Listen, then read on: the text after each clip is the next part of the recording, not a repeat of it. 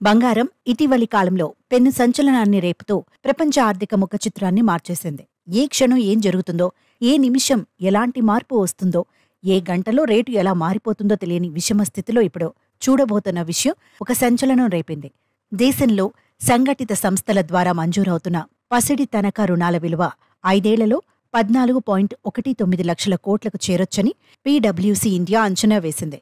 గత ఆర్థిక సంవత్సరంలో ఈ విలువ గణనీయంగా పెరిగి 7.1 లక్షల కోట్లకు చేరిందని సంస్థ తాజా నివేదికలో పేర్కొంది. నిబంధనలు కఠినమవుతున్నా రాబోయే 5 ఏళ్లలో ఈ విలువ రెట్టింపునకు మించుతుందని వివరించింది.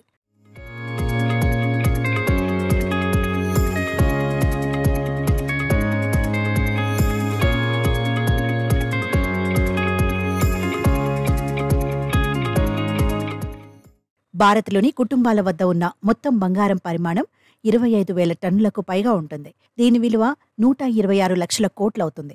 ఇప్పటి వరకు సంఘటిత సంస్థలు ఇచ్చిన పసిడి తనఖా రుణాల్లో దక్షిణాది రాష్ట్రాల వాటాయే 79.1% బంగారం విలువలో ఎంత మేరకు రుణం జారీ చేస్తున్నారనే అంశంపై నియంత్రణ సంస్థల నుంచి నిశిత పరిశీలన ఎదురవుతున్నందున రాబోయే 2 ఏళ్లలో మాత్రం పసిడి రుణాల జారీ విలువలో వృద్ధి ఓ మోస్తరుగా ఉండొచ్చు.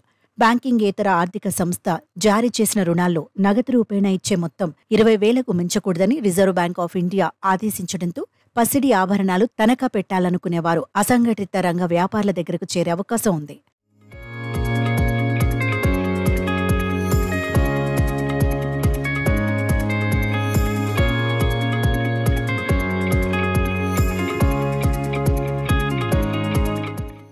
గతేడాది నుంచి బంగారం ధర అనూహ్యంగా పెరగడంతో ఆభరణ విలువల్లో ఎంత మేరకు రుణం ఇవ్వాలనే అంశంపై ఎన్బీఎఫ్సీలు కూడా ఆలోచించి ముందడుగు వేయాల్సిన స్థితి నెలకొంది.